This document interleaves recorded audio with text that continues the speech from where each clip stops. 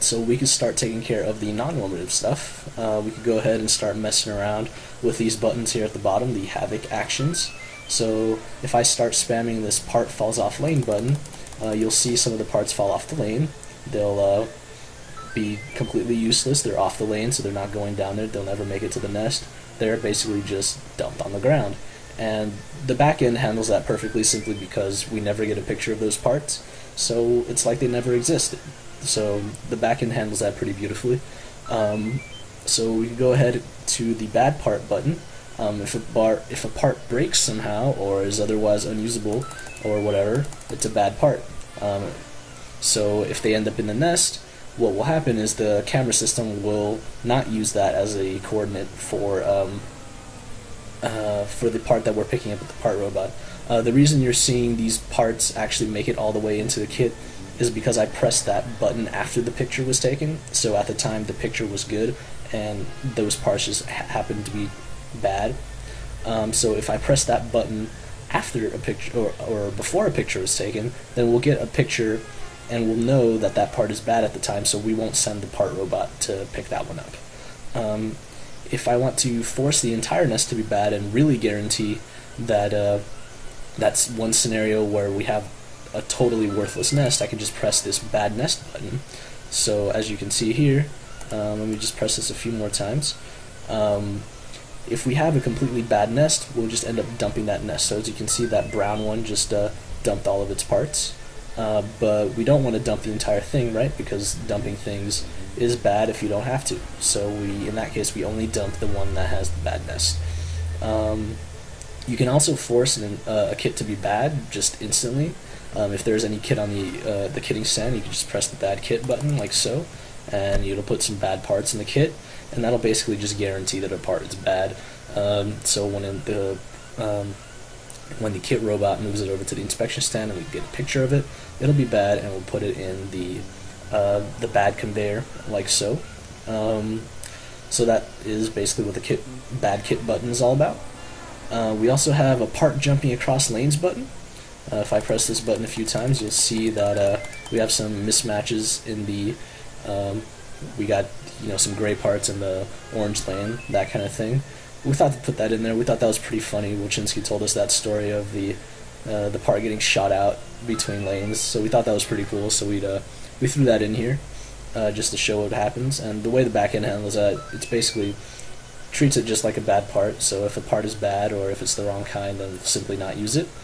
So that's pretty straightforward, and that pretty much takes care of all the boring back end non-normative scenarios. We also got some more interesting front end non-normative scenarios that you guys can play around with, and these are probably the more fun ones. I'm gonna start off with a feeder fire. So whatever happens, we got some feeders on fire, got some firefighters coming in to put it out, and when the feeder's on fire, it's not going to be feeding because it's going to be malfunctioning, that kind of thing.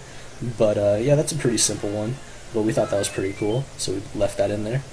We also got probably my favorite one is the earthquake. So I'll press this button, you guys can see what happens.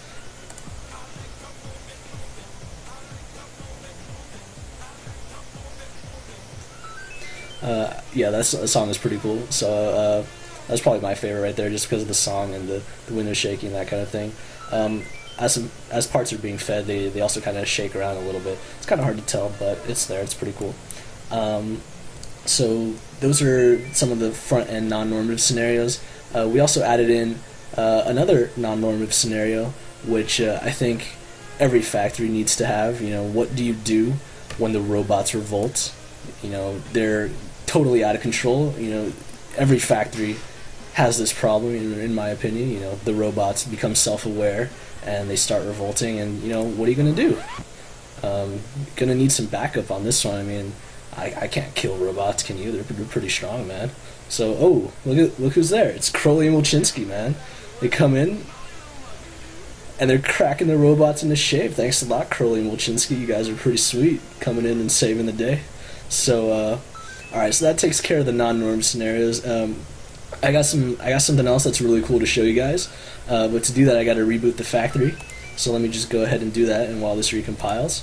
But before I show you guys that really cool thing, I'm just going to take you guys to the credits screen real quick. So just pause the video right now, and if you guys have any questions, just look us up on Facebook. You guys can see our pictures and our names. So just look us up if you guys have any questions. Those are the people in Team Popsicle right there. So go ahead and contact us. So yeah, the really cool thing that we are probably most proud of is, as you can see, the custom layout.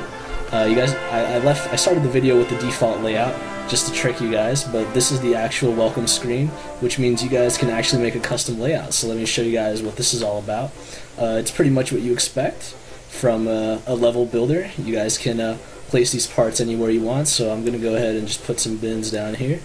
And let me go ahead and grab this feeder here. And oh, look at that. Oh man, the things rotate. Oh man, that's so cool. Alright, so let me put that over here and throw some of these things around here. Oh, here we go. Almost ran out of room. Alright, let me just dump these rest of these bins here. And I'll run this factory a little bit just to show you guys that, you know, I'm not making this up, it actually works. So, bam, default kit, produce, and fast. Obviously this uses a little bit more processing power because you got to do the matrix transformations and that kind of thing to get everything working properly, but I'm just going to leave this running a little bit. So yeah, once again, my name is Kawe Pena, I'm with Team Popsicle, and we made this video for CS200-201, University of Southern California, for fall 2010. So thanks a lot for watching our video. We worked really hard on this, so I hope you guys enjoy. And of course, if you guys have any questions, just feel free to contact us. Alright. Thanks a lot, guys.